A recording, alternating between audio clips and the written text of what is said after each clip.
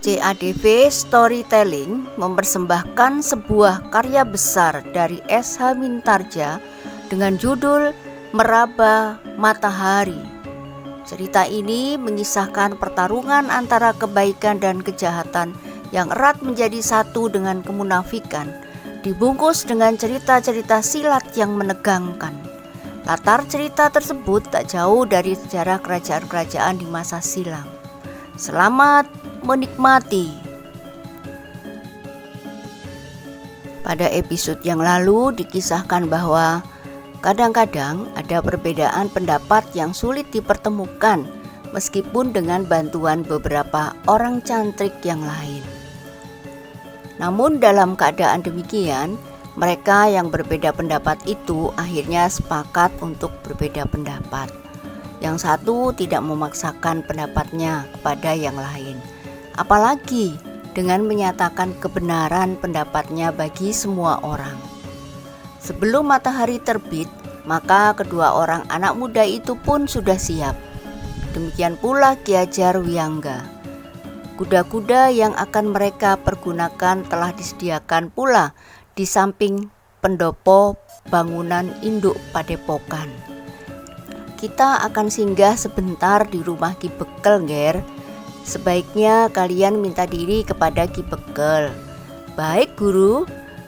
Ketika matahari terbit, maka mereka pun meninggalkan Padepokan setelah Ki Ajar memberikan beberapa pesan kepada cantriknya.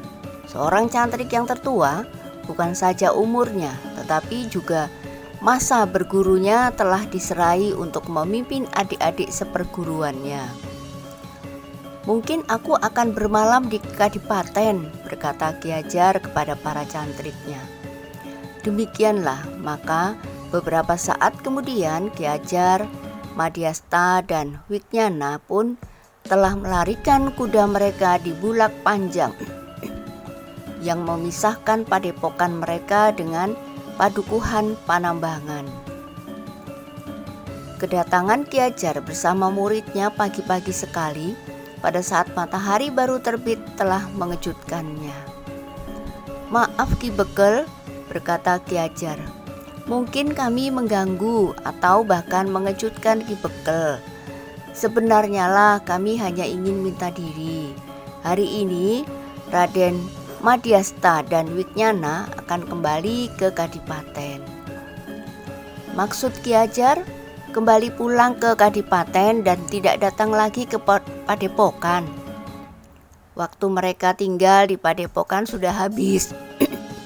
Seperti yang aku janjikan, aku akan mengembalikan mereka setelah mereka dewasa. Karena sekarang mereka sudah dewasa dan tidak ada lagi yang dapat aku ajarkan kepada mereka. Maka aku akan membawa mereka kembali ke Kadipaten dan menyerahkannya kepada ayah mereka. Kami berdua mengucapkan terima kasih atas segala kebaikan hati Ki Bekel, berkata Madhyasta kemudian. Apa yang telah aku lakukan? Aku tidak berbuat apa-apa bagi kalian berdua. Nah, aku hanya dapat mengucapkan selamat jalan bagi kalian berdua, Nger.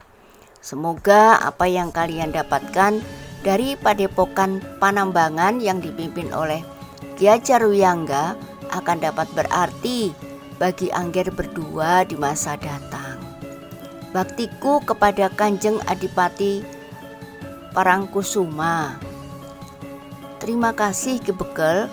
Mudah-mudahan kita masing-masing selalu disertai Yang Maha Agung di sepanjang hidup kita. Ki Bekel tersenyum.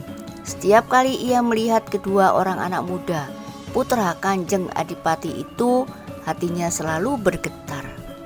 Ki Bekel sendiri mempunyai 5 orang anak, tetapi semuanya perempuan. Semuanya telah bersuami pula. Tetapi Ki Bekel yang baru mempunyai 3 orang cucu itu ternyata semuanya juga perempuan. Aku ingin mempunyai keturunan laki-laki. Semoga Yang Maha Agung memberikan momongan cucu laki-laki. Tetapi Ki Bekel masih berpengharapan. salah seorang anaknya sedang mengandung. Ia berharap anak yang akan lahir itu laki-laki. Jika anak itu perempuan, maka ia masih akan tetap memohon seorang cucu laki-laki. Demikianlah, maka sejenak kemudian Ki Ajarwiyangga bersama dengan Madhyasta dan Wicnyana telah melarikan kuda mereka menuju ke Kadipaten.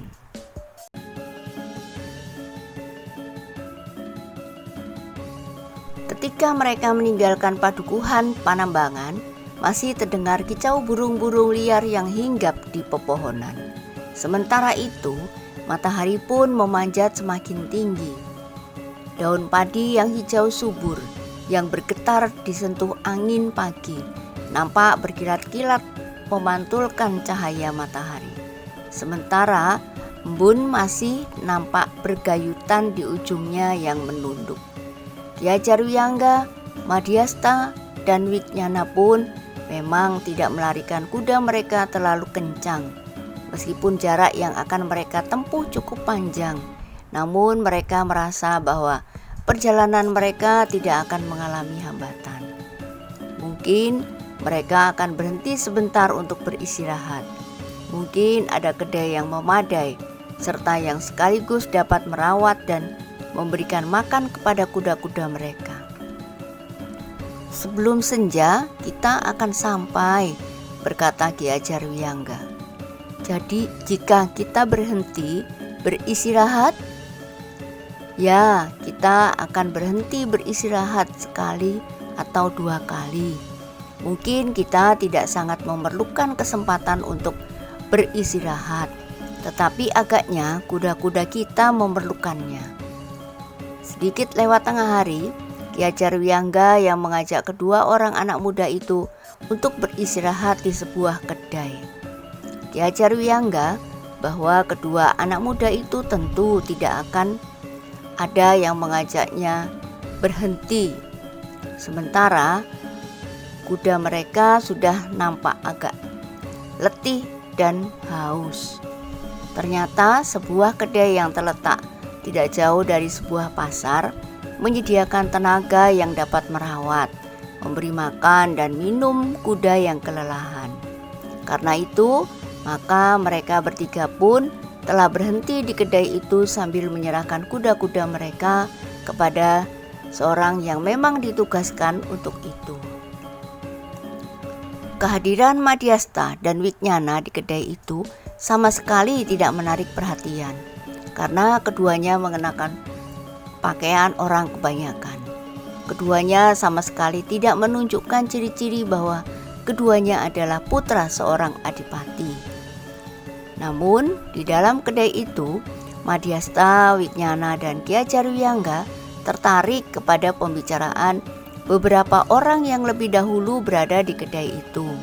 Mereka menceritakan bahwa keadaan Kadipaten Paranganom mulai tidak aman.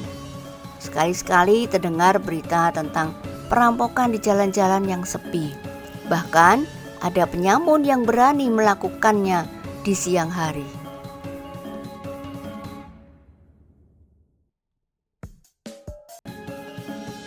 Guru, desis Madhyasta, apa selama ini guru tidak pernah mendengar berita seperti itu?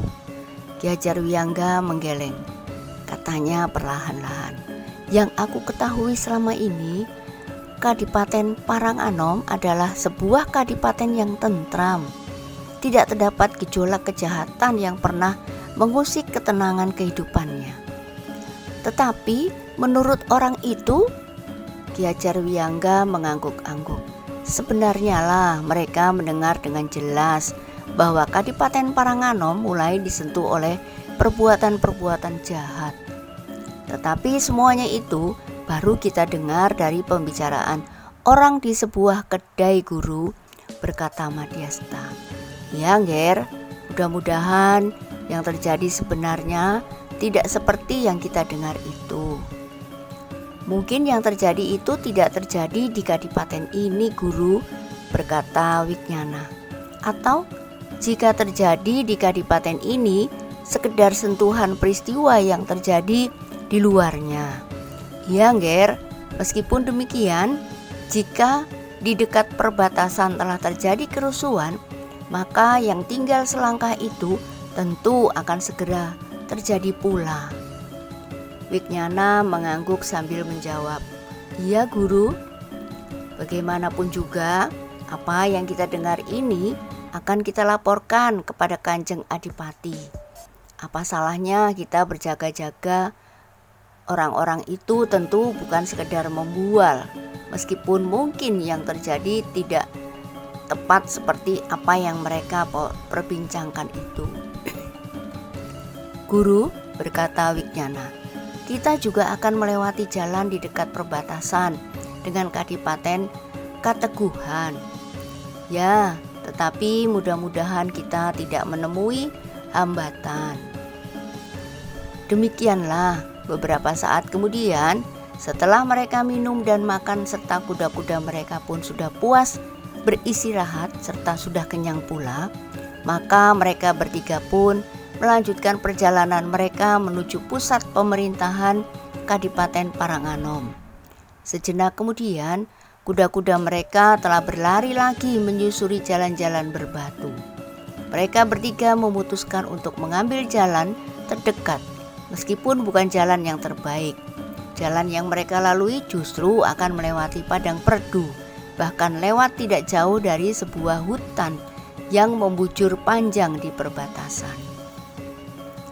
Rasa-rasanya mereka justru ingin membuktikan apakah yang dibicarakan oleh orang-orang yang berada di kedai itu memang benar.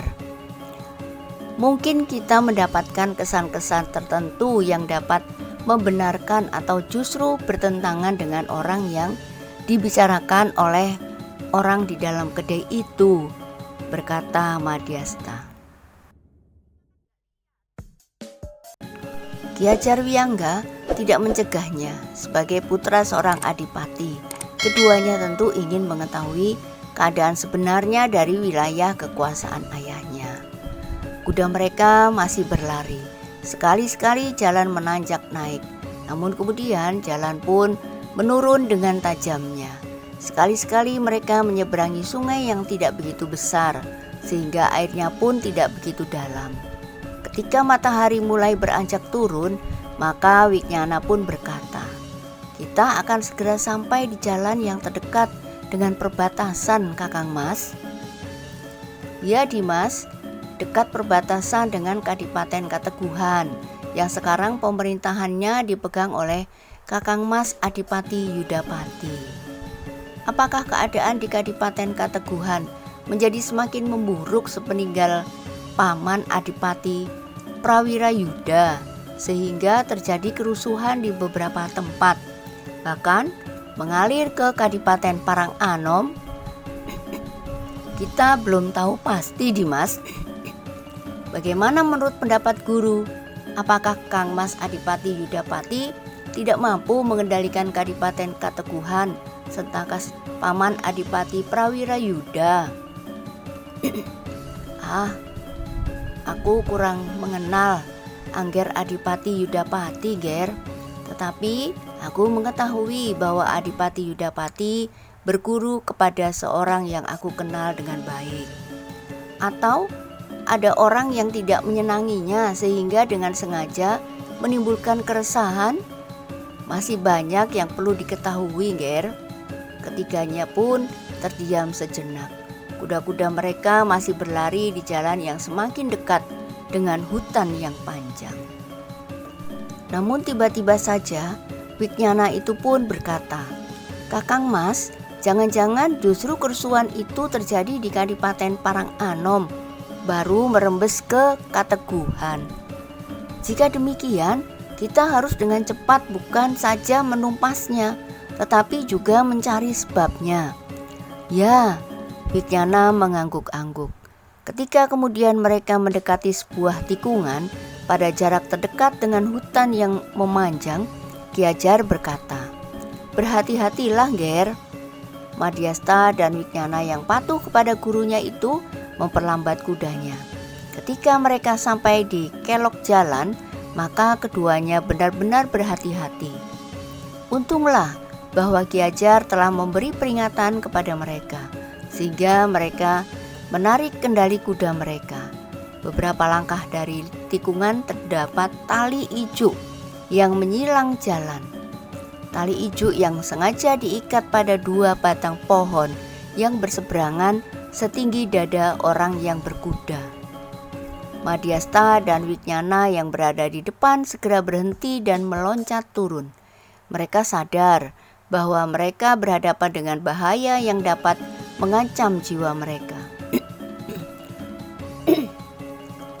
Ki Ajar kemudian turun pula dari kudanya. Jika saja mereka tidak berhati-hati, maka tali ijuk akan dapat menjebak mereka, sehingga mereka akan terpelanting dari kuda-kuda mereka.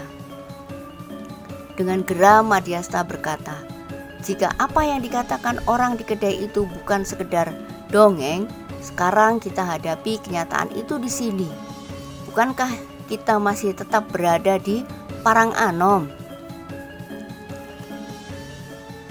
"Iya Kang Mas, kita masih berada di Parang Anom. Jika memang benar bahwa telah terjadi kerusuhan di Parang Anom, kejadian yang sebelumnya belum pernah mengotori udara di kadipaten ini." Ki Ajar berdiri termangu-mangu. Dipandanginya hutan yang tinggal beberapa langkah saja itu. Mereka memang berada di ruas jalan yang terdekat dengan hutan di perbatasan itu. Sejenak mereka bertiga berdiri termangu-mangu. Mereka sama sekali tidak berniat dengan cepat menghindar dari kemungkinan buruk menghadapi orang-orang yang telah dengan sengaja menyilangkan tali ijuk itu.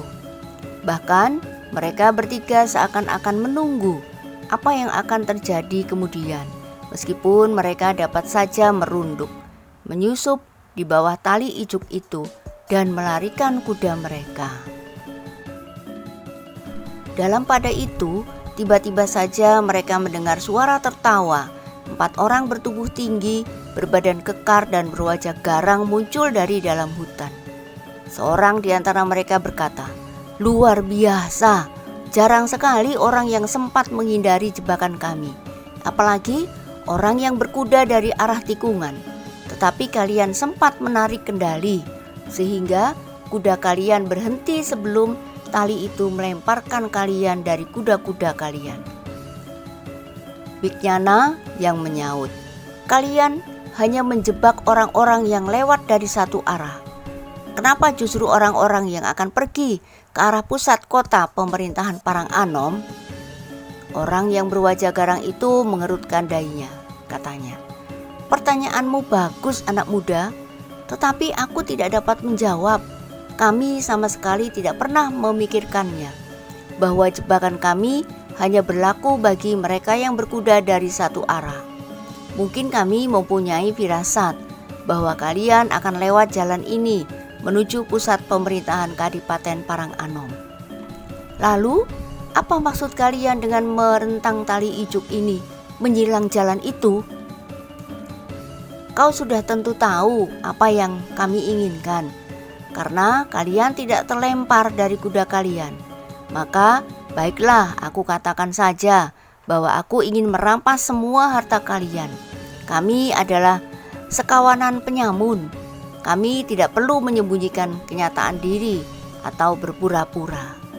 Berikan kudamu, uangmu, kerismu, timangmu. Pokoknya tinggalkan semuanya dan kalian boleh pergi." "Baik, kami pun akan berterus terang," saut Madhyasta. "Kami akan menangkap kalian dan membawanya menghadap Kanjeng Adipati. Selama ini Parang Anom selalu tenang, tentram, dan tidak pernah terdapat gejolak apapun. Tiba-tiba muncul kalian, kawanan penyamun yang bukan saja ingin merampas milik kami, tetapi kalian sudah membuat Parang Anom menjadi resah."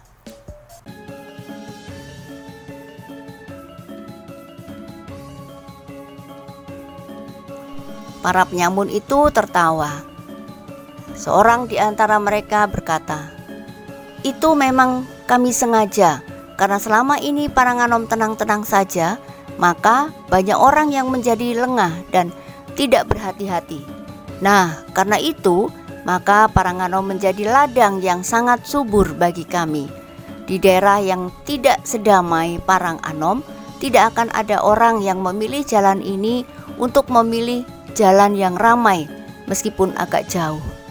Tetapi di sini, di daerah yang aman dan tentram, kalian berani lewat jalan yang sepi ini. Karena itu, maka kalian telah menemui nasib buruk sekarang ini. Kami atau kalian yang menemui nasib buruk? Kami adalah prajurit Paranganom dalam tugas sandi. Justru karena pada saat-saat terakhir sering terjadi perampokan.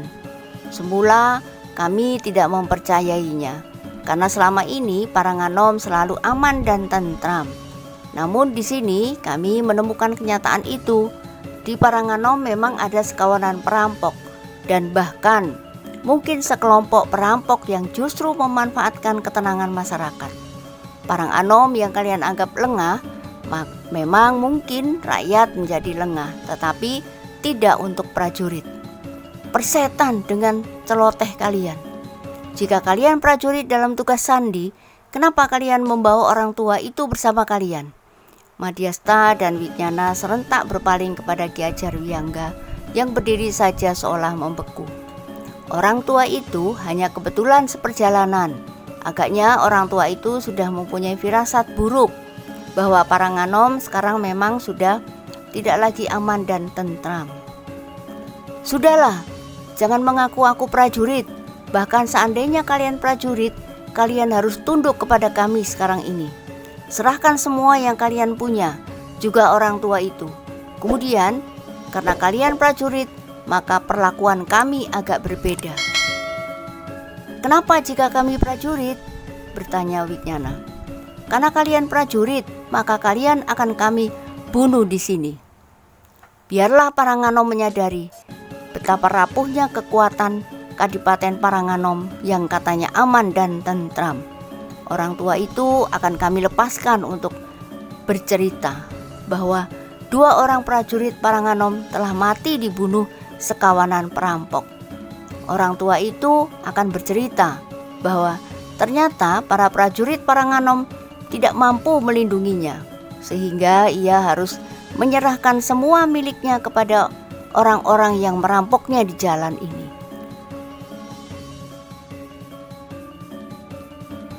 Nah, bagaimanakah kisah selanjutnya? Silakan ikuti terus kisah Meraba Matahari pada episode berikutnya. Jangan lupa like, komen, dan subscribe. Terima kasih. Sampai jumpa.